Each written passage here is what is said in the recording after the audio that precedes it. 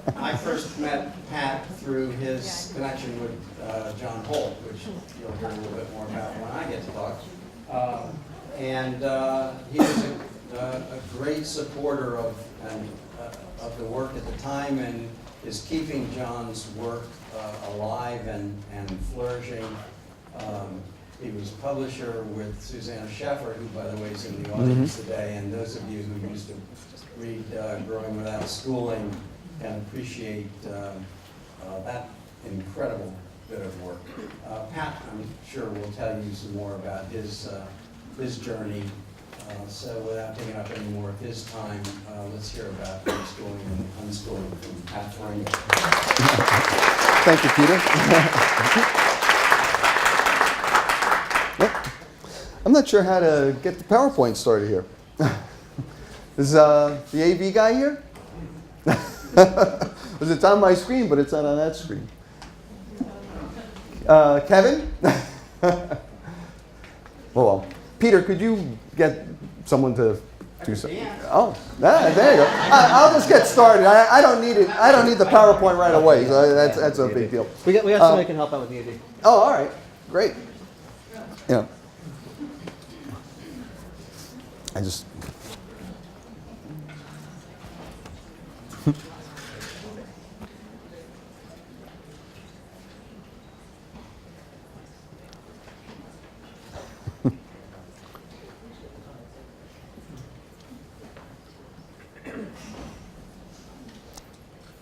Laptop, maybe? Oops, wrong one. Oh, there you go. It's on now.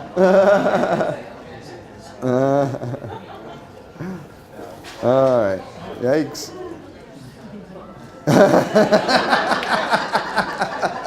Thank you, Eric. All right. Hey. I did not know that alternatives to school existed until I volunteered at Holt Associates. Now, I started work there to network and to gain skills to move on to a better office job. But instead, I learned about a better way to live and learn. And I've been involved with homeschooling and Holt's work ever since. That was 1981. John Holt was a radical teacher and writer whose 10 books and work influenced both school teachers and homeschoolers to help children learn in their own ways. I began work with Holt the year he published his first and only book about homeschooling, Teach Your Own. Holt was not a newcomer to homeschooling, having published Growing Without Schooling magazine since 1977. That was the first periodical about learning outside of school, homeschooling, and unschooling, as John wanted to call it. When John died in 1985, he left me in charge of Holt Associates, the corporation he founded to promote his work and publish Growing Without Schooling magazine. I published GWS for 16 more years, the great help of my friend Susanna Sheffer, who's here, and many of my colleagues, Sue Mojica, another Holt associate who's here, and my wife and my daughters came to work with us. Our employees brought their work, children into work.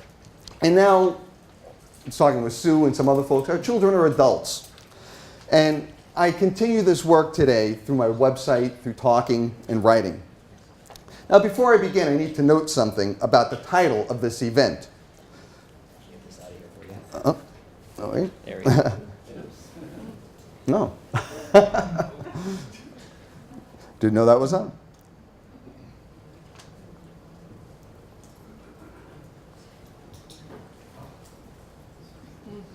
We have to move this over because the screen will come down and hit you on the head. Well, we're trying to get it off that screen. We just want it. Oh, you just want it off? Yeah.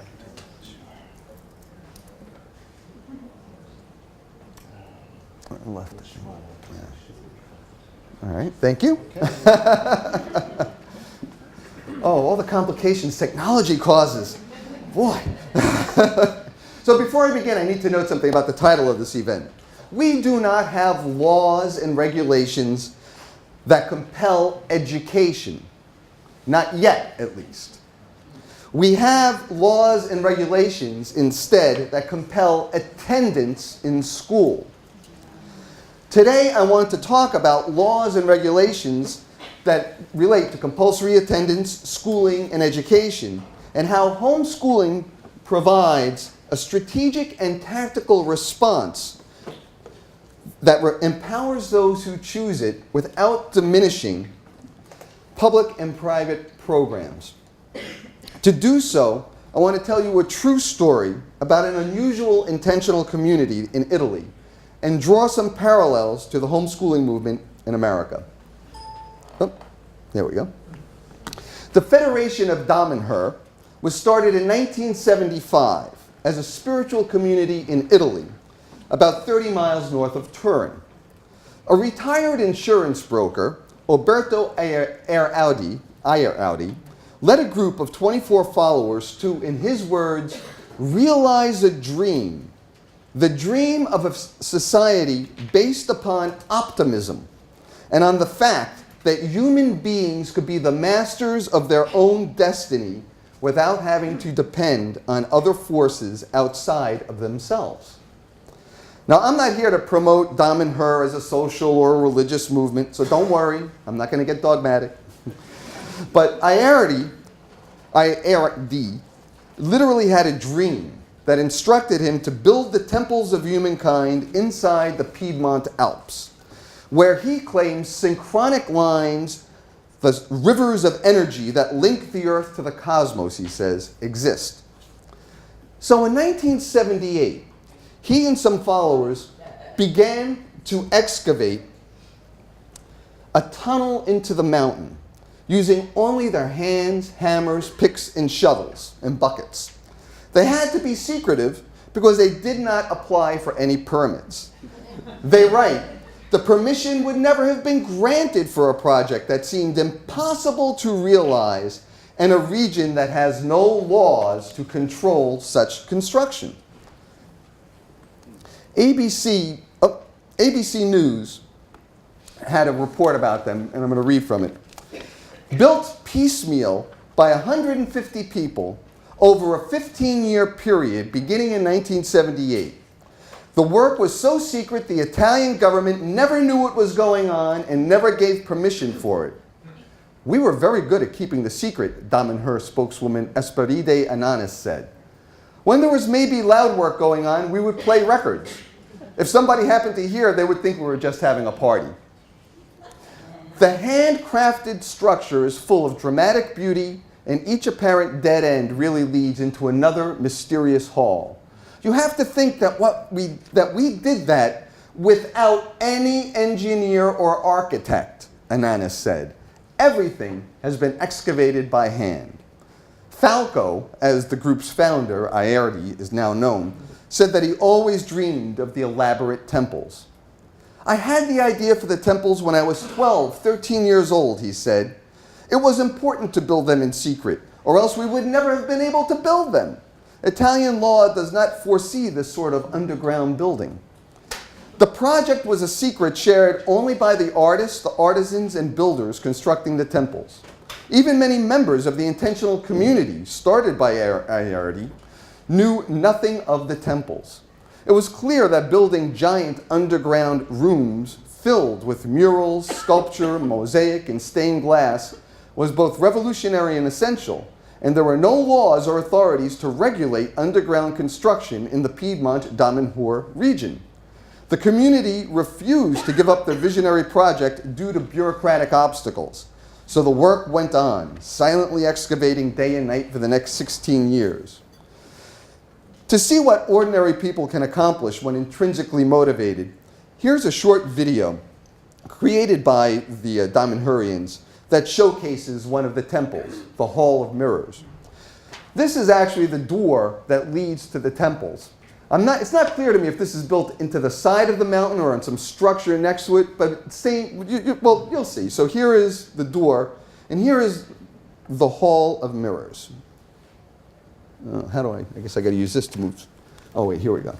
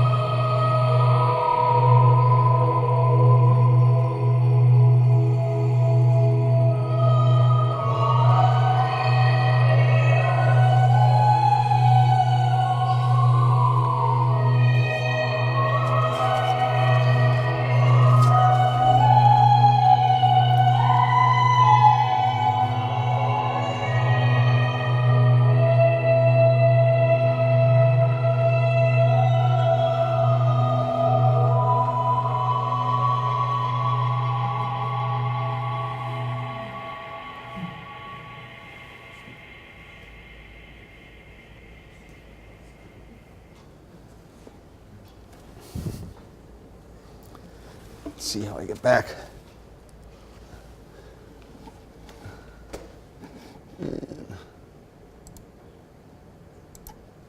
Oh, didn't quite work the way I wanted to, but hang on. Ah, there it is. Thank you. All right. As this remarkable secret effort grew, information about it leaked out in 1991. And the Italian authorities, using armed officers, dogs, and helicopters, began a search of Damanhur on grounds of tax evasion, which were later dismissed. Then the political story takes another turn. Here's how the Federation describes these events on their website. In 1992, an anonymous letter was sent to the local Carabinieri station asserting that there were secret temples hidden at Damanhur. On several occasions, the police investigated these claims and could never find access to the temples. So officials doubted the veracity of the rumors. In July, the discontented individual fixated on exposing the temple finally convinced the police to organize another raid. Armed again, the Carabinieri arrived at 7 o'clock in the morning, accompanied by State Prosecutor Bruno Tinti, the official who had ordered the incursion. The police threatened to dynamite the mountain if the Damanhurians didn't reveal their secret temples. So the decision was made to show the excavated sanctuaries to Tinti and 3 of the Carabinieri. A 4th policeman followed them into the temples of humankind and captured the private tour on film. An hour later, tearful and overcome by the profound beauty of the temples, the group emerged. The prosecutor put his hand on the shoulder of Damanhur's founding member, Alberto Eredi, saying simply, "We must do something to save the temples." In Italy, there were no laws to govern or protect such an underground structure, erected without planning or permission. On October 9, 1992, the first press conference was held in Damanhur to announce the existence of the temples of humankind. Immediately, the Catholic Church urged the local authorities to destroy the temples.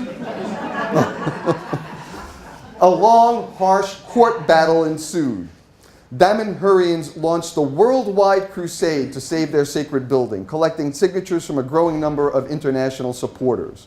To raise awareness and assistance in their campaign, journalists and television crews were invited into the underground chambers to experience and publicize the spiritual and artistic marvel that had been created. Finally, in June 1996, with the support of the Beaux Arts Authority, the Italian government approved a change in law to legalize the underground structure. With the secret of the temples disclosed to the world, the Damanhurians' new challenge would be to protect the sanctuary while allowing the public to support and enjoy this most sacred and magnificent refuge inside a mountain.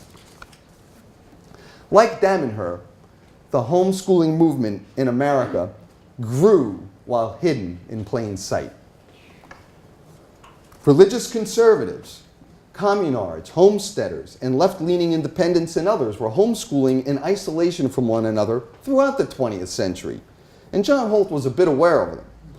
In the early 70s, Holt was changing his ideas about how schools and classrooms could be changed for the better based on his experiences as a celebrity school reformer in the 60s. Give you an idea, I know Harvard has Spike Jones and other celebrities come and give courses. I mean, John Holt was invited to do that. He gave a course here. And it caused quite a controversy. I think it was 68 or 69, because he refused to give grades. And it wasn't the faculty that objected, it was the students. Holt had heard all sorts of talk, attended conferences, and read studies about changing schools. But very little action was actually taken, much to his regret. Further, when the changes occurred in a few schools, they were too little, poorly funded, and quickly shut down when they didn't produce the desired increase in test scores.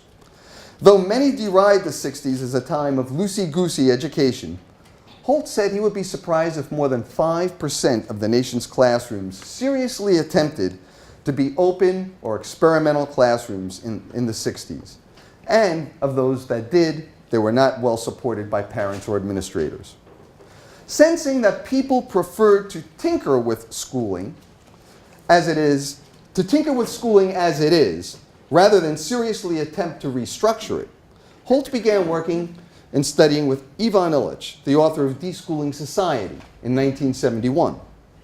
As a result of this, Holt began thinking broadly about reform, and he thought of using children's rights and alternatives to schools, not just alternative schools, as effective options to help children escape bad schooling. Eventually, Holt decided deschooling was a better complement for his ideas about how children learn than trying to reform schools. Holt struggled with Illich's ideas about deschooling society, not because he didn't agree with the ideas, but because he couldn't figure out how to practically implement them so that the schools couldn't stop them politically. That changed in 1976 when his book, Instead of Education, Ways to Help People Do Things Better, was published.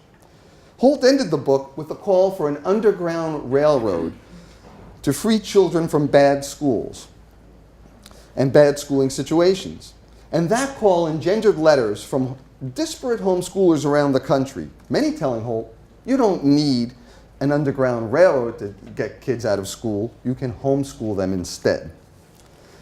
Just as the Damanhurians worked with and around all the gray areas of Italian law. Remember, there was no explicit law about about creating a building in a mountain.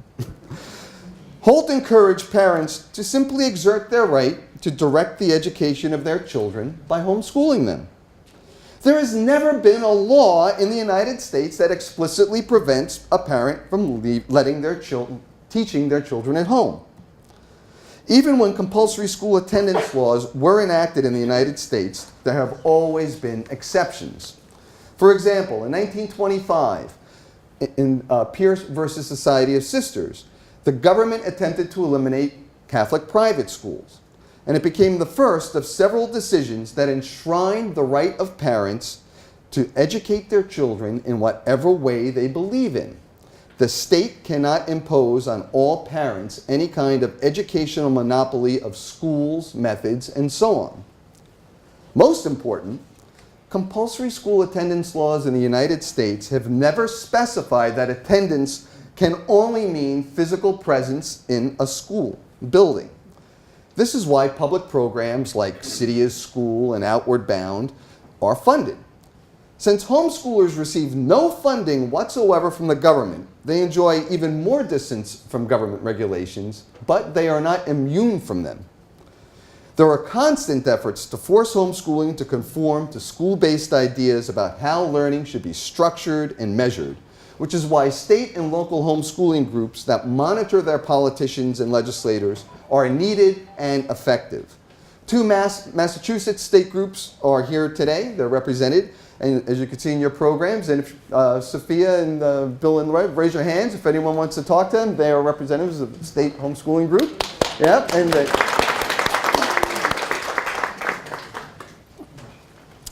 fortunately, the burden of proof to show beyond a reasonable doubt that a homeschooler's educational plan is not adequate falls upon the schools. Parents are assumed to be competent to teach their children until proved otherwise. That was 1978, Iowa versus Sessions, and it was akin to the presumption of innocence in criminal proceedings. Holt noted, the courts, I know, it's sad to say, right? Holt noted, the courts have ruled that in order to prove that the parents' education plans are inadequate, the state must show that its own requirements, regulations, etc., are educationally necessary and do in fact produce in its own schools better results than the parents are likely get or are likely to get. The takeaway is schooling is not the same as education. We are very lucky that we have this nuance in our law. And it exists in a few other countries' laws too. The way these laws are structured encourages education among the general population, but without defining how and where education should occur. For instance, in Great Britain, they allow homeschooling under the exception for children in their compulsory attendance laws for children who are educated otherwise. But some countries, notably Germany and Sweden, have enacted laws that ban homeschooling. And this has been in recent years. In Sweden, One argument that held sway was that every child deserves a professional education, and that homeschooling is amateur night run amok. It's like home dentistry. Only people trained by government institutions know how to help children learn and grow into responsible citizens. And another argument, put forth successfully in Germany, and also used by the Swedes, is that all children must attend schools in order to become true citizens of their country. If they aren't schooled that way, parallel societies will emerge in the country, thereby undermining democracy and the meritocracy of schools. The presumption that Germany, Sweden, and educationists make overall is that learning is the result of teaching. That by placing children into specially made learning environments, controlled by professional teachers, who in turn are supervised and controlled by professional administrators, authentic learning will occur in a predictable, manageable fashion. However, history, studies, and personal experience has often proved this wrong. For instance, Thomas Edison. Edison spent 3 months in school. His teachers called him addled, and when his mother learned that, she decided to remove him and homeschool him. She encouraged him to view learning as exploring, and she bought him books of science experiments to read and try. When he got different results than the book's authors did, he tried to prove the authors were wrong, thus leading to his lifelong love of experimenting and inventing.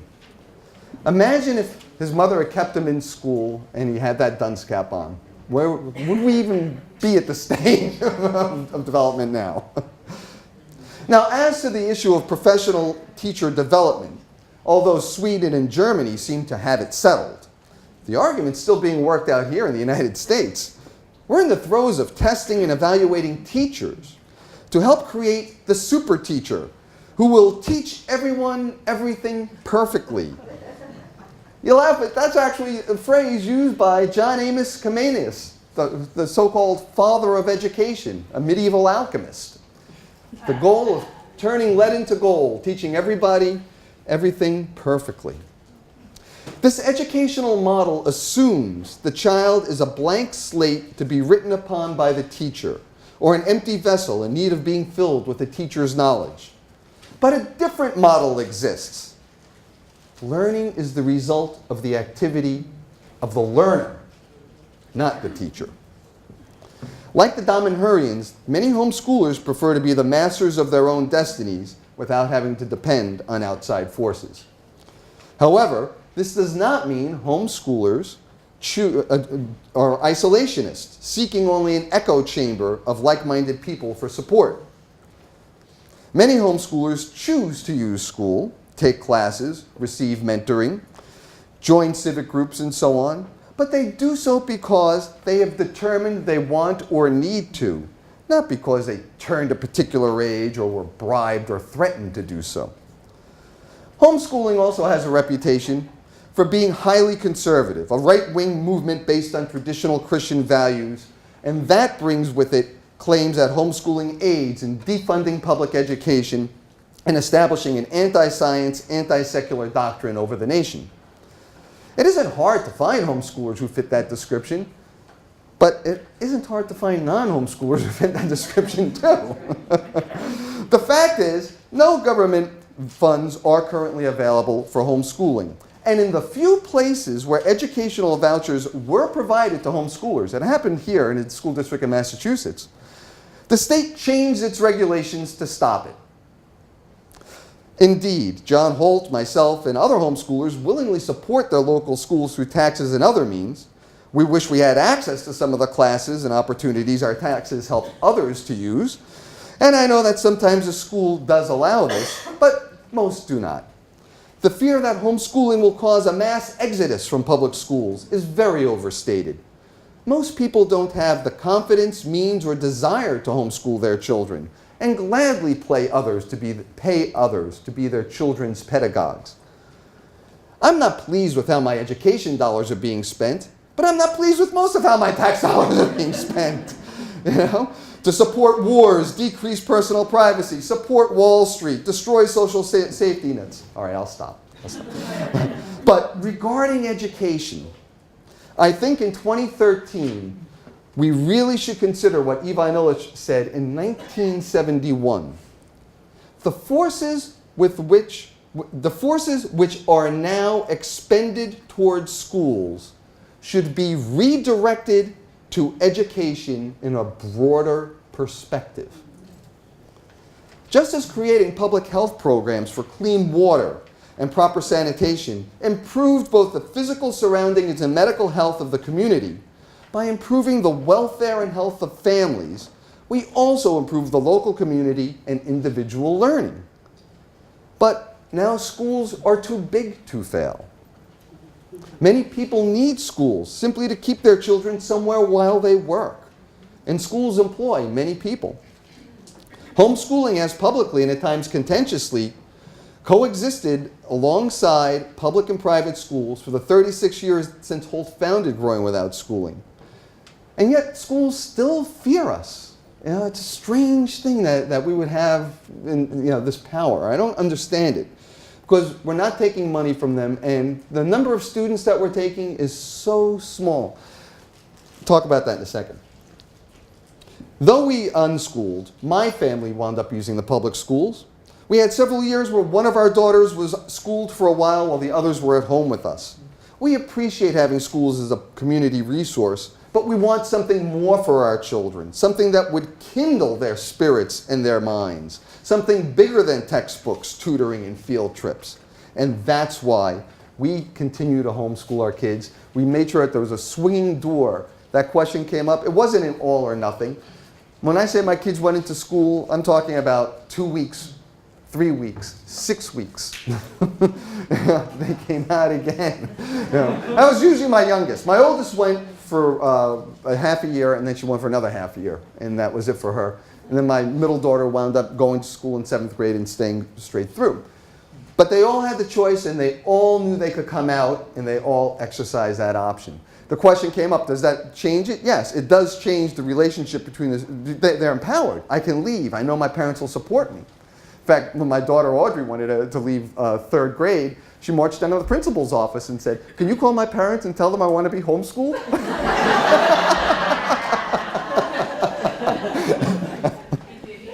Yeah, she called us up and set up, said, let's get the ball going. They knew who we were. It wasn't the first time.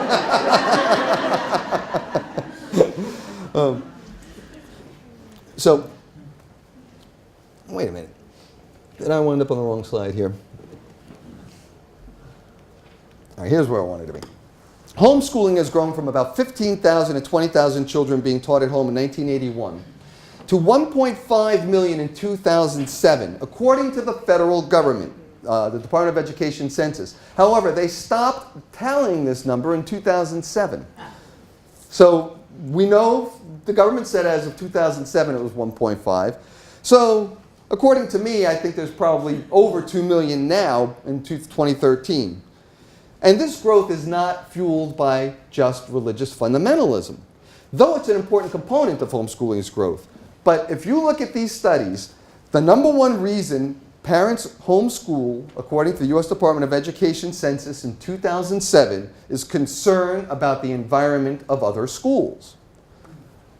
Now, turning your home into a miniature school is the image often conveyed by the word homeschooling, which is why John Holt preferred the word unschooling. He felt it better described the process that doesn't have to take place at home and that doesn't have to resemble school. Holt was a former private school teacher who worked right around this area in some of the most elite private schools in Cambridge and Boston. And his first 2 books, How Children Fail and How Children Learn, written in 1964 and 1967, have been translated into over 14 languages and are still in print. Briefly, Holt felt that the fear and humiliation experienced daily in the classroom, and he was a 5th grade teacher, so he saw this. This fear and humiliation prevents them from fully developing their talents and potential. Too much teaching becomes poison to a child's curiosity, thereby impeding learning. And in Holt's view, there was way too much teaching in the 70s and 80s. Imagine what he'd say about today's hyper-accountability and our obsessions with seat time and time on task and timed tests. In Teach Your Own, Holt wrote, "Yet in all my years in the classroom, what I learned was not so much how children learn as how they defend themselves against learning. Not so much how they explored and made sense of the world as how they worked out slippery strategies for dodging the dangers of school. The pain and shame of not knowing, being wrong, failing." As a teacher, Holt probed the question, "I teach, but they don't learn. Why?" In 1964, Holt concluded that school is the place where children learn to be stupid, because children are learning from the moment they are born and will continue to develop that ability if adult interventions did not short-circuit it. Now, if that comment sounds harsh on schools and romantic about children, consider the famous experiments and recent fame of Dr. Sugata Mitra. Mitra, like John Holt, did not study to be a teacher or an educator. Oh, wrong way. Mitra is an engineer. When he was working in a rural village in India, he was curious to learn what would happen if he gave the village children access to a computer connected to the internet. So he embedded the computer in a wall, and he embedded a computer and a mouse in the wall, and the children could use them freely. And he videotaped what happened. What he learned shocked him. Many of the children not only learned to use the computer and navigate the internet without any instruction from anyone but their peers, they also learned to read English, since many of the sites they used were in English. Doubting his results, Mitra redid his experiment in different ways. For instance, Mitra asked, "Can Tamil-speaking 12-year-olds learn the biotech of DNA replication by themselves on a street-side computer in English?" His research proved they could, and they did. Mitra sums up these experiments with this observation: groups of children can learn anything by themselves if they can search, read, understand, and believe. Oh. In February 2013, Mitra won the first $1 million prize awarded by the annual conference TED, where his talks about his hole-in-wall experiments are easily found, provided the URLs there. Mitra plans to use this prize to build the school in the cloud, where children can explore and learn from one another. Teachers like Orestes Bronson, Bronson Alcott, James Herndon, George Dennison, John Holt, and Sugata Mitra share the essential insight that children should be free to explore, learn from one another, and play in their communities. Peter Gray is going to talk to you about the value of play. So I just want to mention that unschooling completely values play. One of the first books written about unschooling, although the author didn't have that word or homeschooling to use. Her name was, she was a Canadian playwright, Patricia Jowdry, and the title of her book about her children was called "And the Children Played." That's what they did. And they all came out fine. First, we compelled our children to attend school by law. And since then, we've expanded the amount of time that they are in school, largely on the unsubstantiated grounds that the more time they're in school, the more they are likely to learn something valuable. To allow for more learning time, many schools have eliminated recess in physical education. And there is serious talk about year-round school, compulsory preschool, and extending the upper ages for leaving school. Again, this is because tests, studies, and experts tell us children aren't learning well enough in school. So they need more school. When a child does something wrong in school, we punish them by making them stay longer in school. When a child fails a test, we make them do more work for school. Homework is expected to take up 3 hours a night for most children. so our homes become an extension of school. I think there's just too much school in children's lives, and it's interfering with their growth and family life. Children don't need to be forced to learn anything, and if you're trying to create good citizens capable of participating in a democracy, why treat them like non-citizens in school? I'm grateful that we have alternatives to compulsory school, so other ways of teaching and learning can be preserved and new ones can emerge from the lives of children and adults, rather than just from the classroom or the boardroom.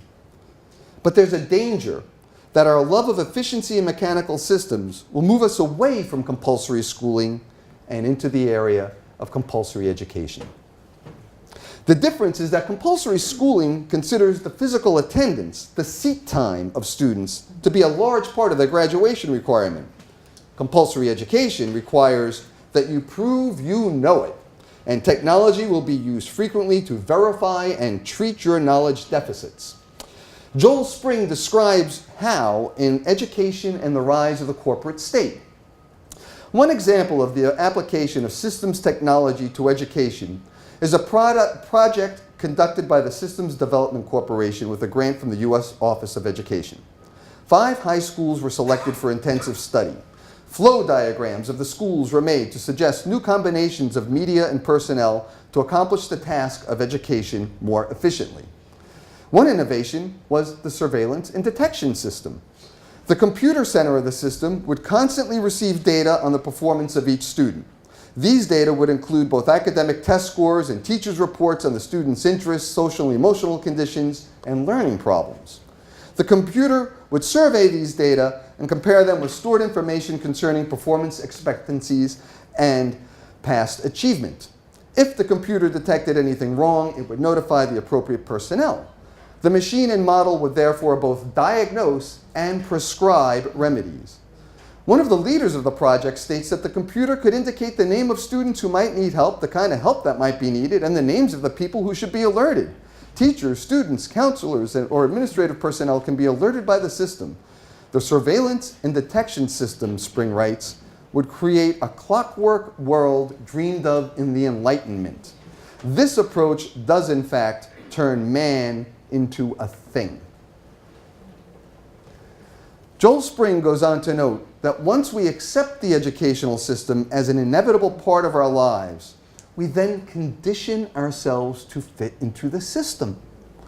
Jacques Ellul identified compulsory schooling as a technology for social control, and he noted that by the 1950s, large portions of our lives in society had been adapted to the compulsory school system. Joel Spring writes, education did turn men into things that had to be trained and molded for the requirements of society. Computers and automation are making these goals more possible and inevitable.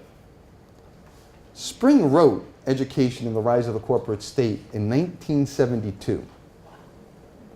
And I continue to find that passage chilling and true. Since I'm talking about homeschooling, I also want to comment on Spring's remarks about socialization.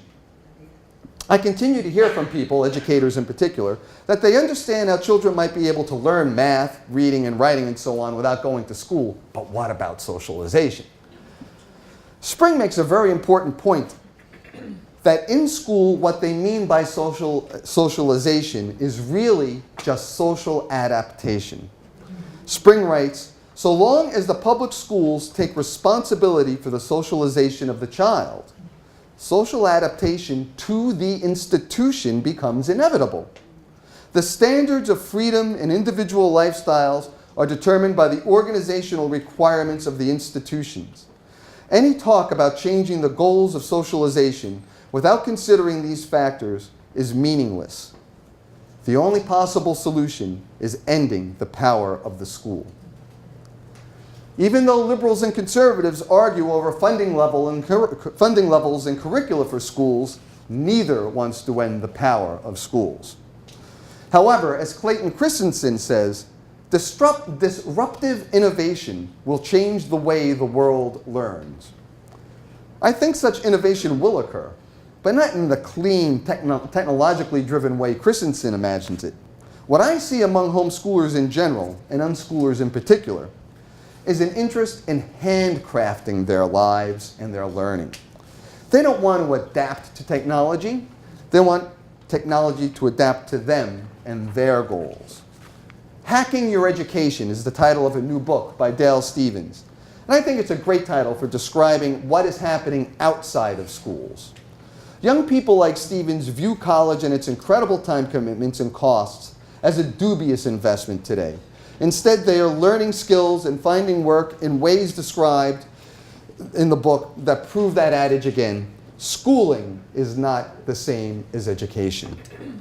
Though I've used the words homeschooling and unschooling often, I think in many ways they are misleading because the word school is in there. What I'm really talking about is experiencing living and learning as one, just as we do before we go to school, before we become compulsory school age, and as we can, if we haven't internalized schools too much, as we can as adults.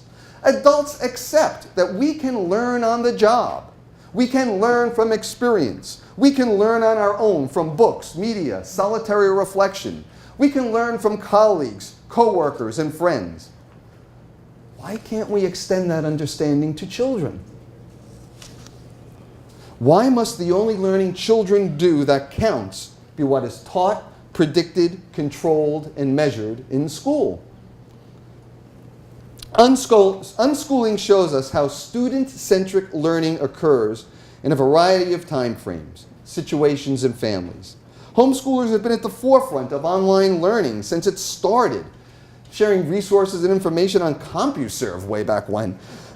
Unschoolers and homeschoolers have described and used customized learning for over 4 decades, using an incredible array of local and virtual resources. Yet, to my knowledge, there are very few researchers studying homeschoolers for those reasons. Just as the Italian government and the Catholic Church tried to destroy Dom and Her once it was revealed, so has homeschooling been attacked by the entrenched interests of schools. But like Dom and Her, homeschooling has grown despite serious opposition because it has strong support from a diverse group of people, and its art, in homeschoolers' case, our lives and our children, inspires others to join us. Thank you. Do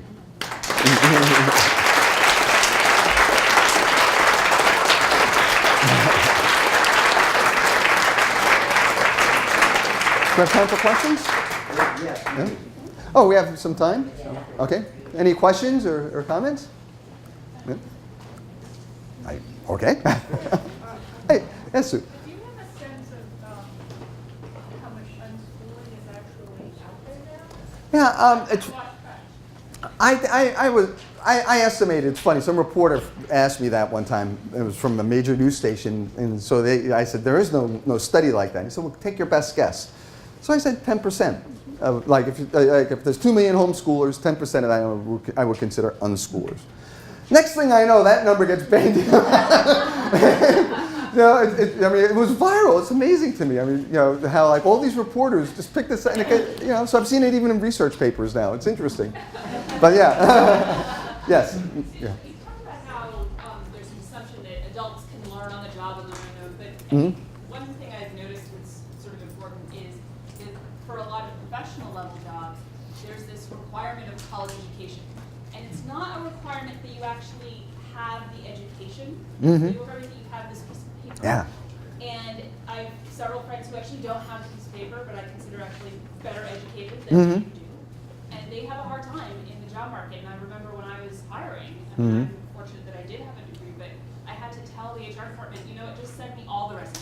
Mm-hmm. Because 2 of my best hires turned out to be people who didn't have a traditional background in it. Did everyone hear that? I had to take the onus on me to say, don't screen it all. Just give me everything. Because I don't trust you people to screen. And that's not what happens in a lot of companies. They don't have the wherewithal or the time to do that. And so, given that, there's a much larger change that has to happen in the business community. I know we're saying we don't Oh, want, yeah. the corporatization of schools, but, realistically, if we want everyone to be able to support themselves in the future, what's your thought on how to go about that? Well, first of all, only 27% of Americans have four-year college degrees. So I mean, we overestimate the need for this. I mean, 73% of America isn't impoverished and stupid. Well, So. but there's the jobs that are available to you. It's more that if you don't have that degree, now you've missed Right. this bar. Right. So now that is not available to you. Now this is what's Right. available to you.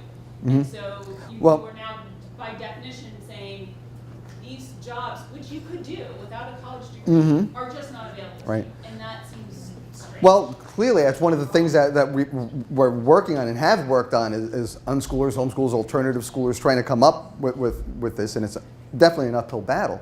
But if you look at books like Hacking Your Education, or Anna Kamenetz, I forget what the name of it was about do it yourself. She, don't go to college, do it yourself. I mean, it's growing. There's more people now. I mean, we were selling books like The Question is College and What About College, and stuff like that in the 80s and the 90s, Question College. But now it's like its own shelf in Barnes and Nobles, So I think slowly but surely it's going to change. But the important thing is, the people that don't have college degrees often have a lot of spunk and creativity, and it's great that someone like you is in there and is open-minded enough to help those people, and that's I applaud you for that, and wish there were more people in human resources who understood. But I think what it is this whole machine idea, and you hinted at that.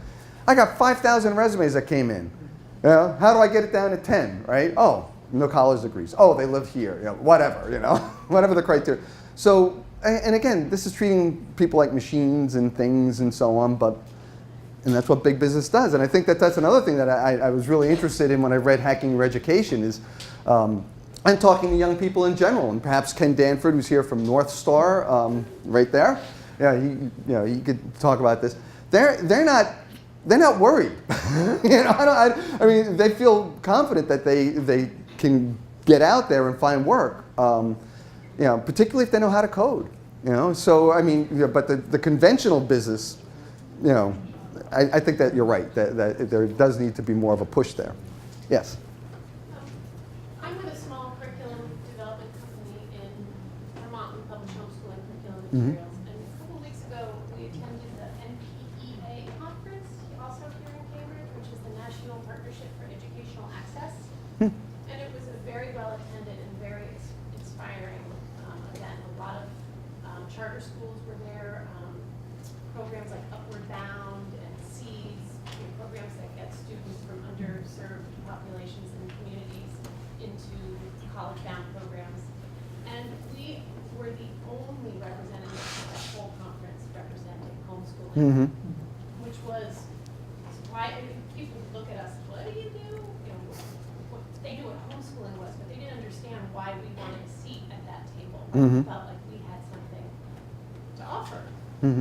Students who find themselves in those situations, who want options, who want access to not just higher education, but opportunity. And we came back from the conference and we've been scratching our heads thinking, how can homeschooling serve more people and really be a route to access to not high quality education, but high quality educational experience, which is something that I think that all homeschoolers really value.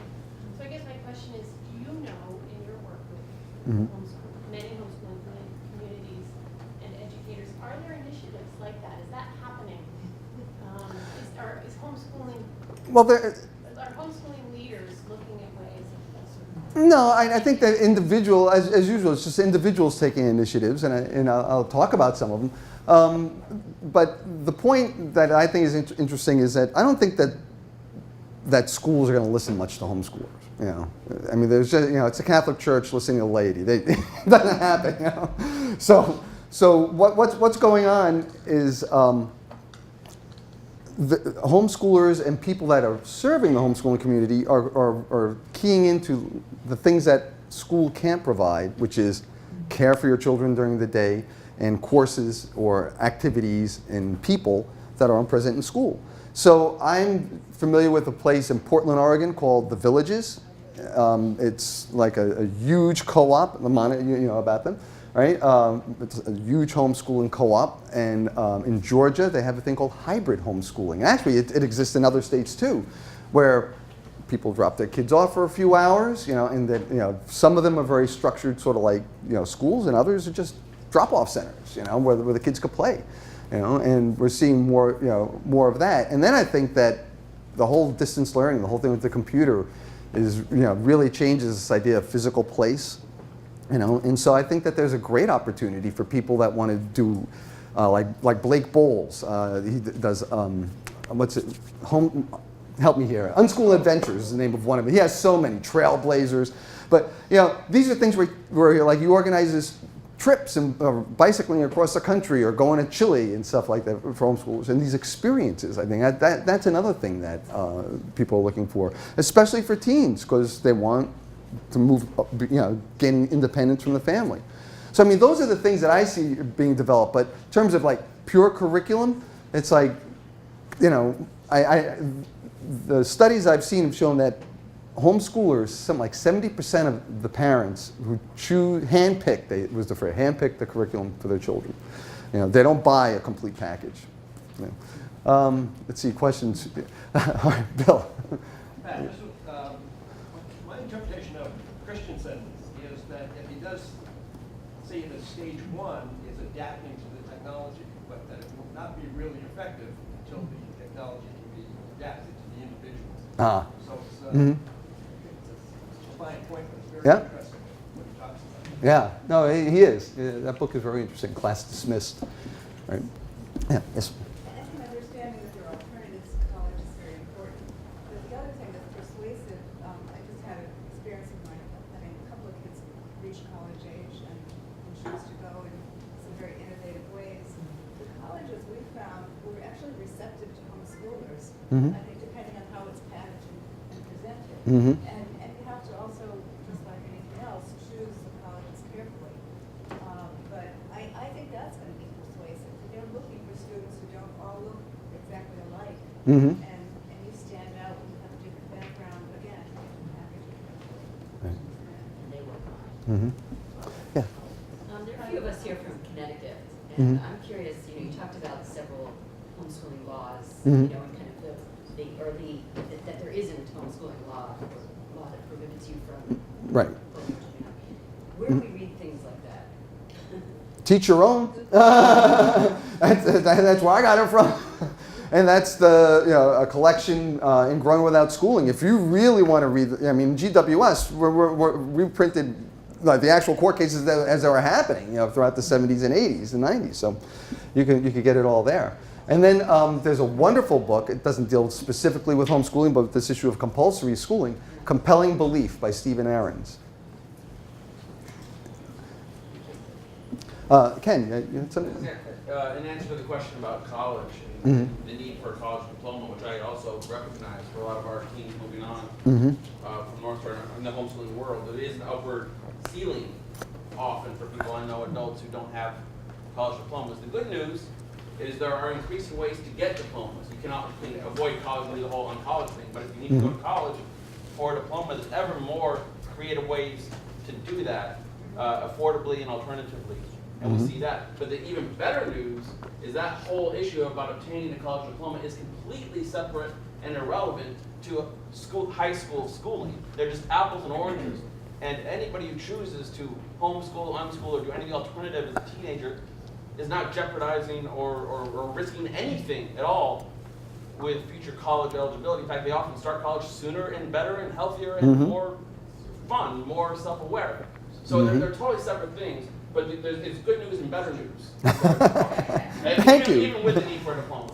Yeah, that's great. Yeah.